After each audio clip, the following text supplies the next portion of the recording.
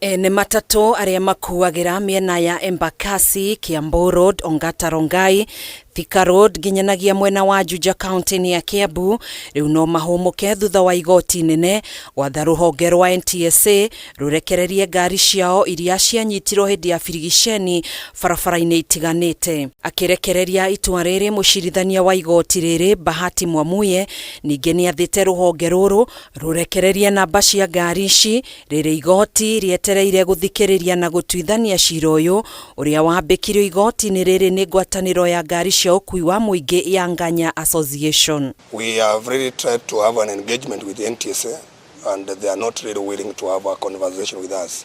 It has been the habit of the NTSA and the police officers to impound motor vehicles, to behave as if they are the judges, they are the prosecutors.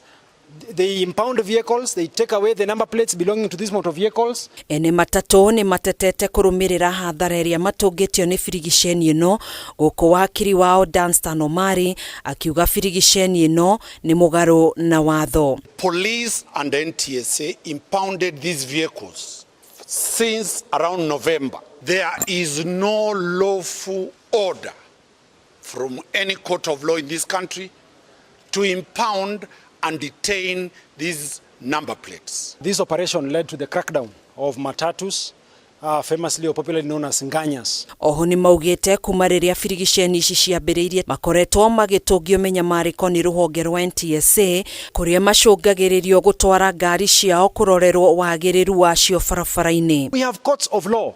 They need to be arraigned. We need to take charge and utilize the lawful procedures that are there. This industry has led to the employment of so many young men, young women, and even elderly members of the society. Matatu culture is a source of income for a lot of people. Cira uyu ukagwetwo tariki 25 mweri uyu.